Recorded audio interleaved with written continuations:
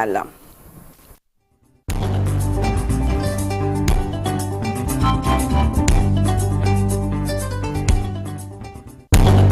c'est avec vous, Pape Faragny, que nous parlons de ce conflit dans l'est de la RDC.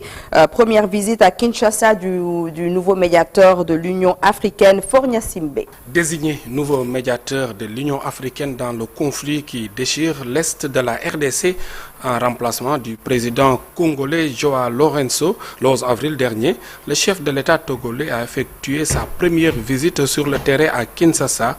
C'était ce mercredi, c'est-à-dire hier, dans la capitale congolaise. Faure Gnassingbé a notamment rencontré son homologue Félix Tshisekedi.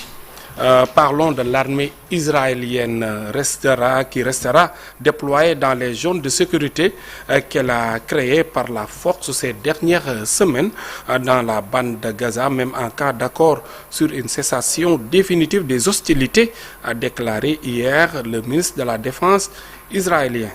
Et pour les États-Unis, Joe Biden s'est livré donc ce mardi à une attaque en règle de son successeur Donald Trump dans son premier discours public depuis qu'il a quitté la Maison-Blanche le 20 avril dernier. Depuis Chicago, l'ancien président américain a défendu les aides sociales lors d'une conférence consacrée à la sécurité sociale.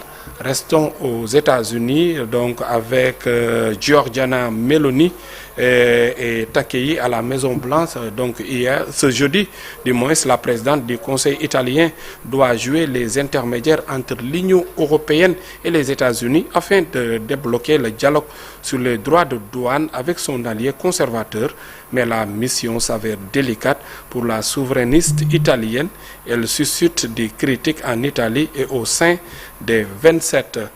Le secrétaire d'État américain Marco Rubio arrive à Paris jeudi 17 avril, c'est-à-dire aujourd'hui, accompagné de l'émissaire spécial de Donald Trump et Steve Witkoff pour parler principalement de la situation en Ukraine et des négociations en cours pour tenter d'arrêter le conflit déclenché par l'attaque russe. Il doit rencontrer Emmanuel Macron dans la capitale française dans un contexte de tension entre les États-Unis et l'Europe sur fond de guerre commerciale.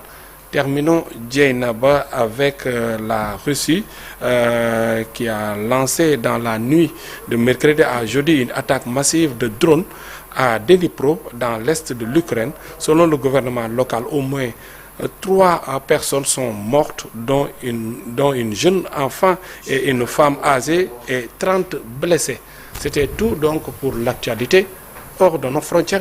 Merci beaucoup, Pape Farah. On te retrouve tout à l'heure pour la version Wolof.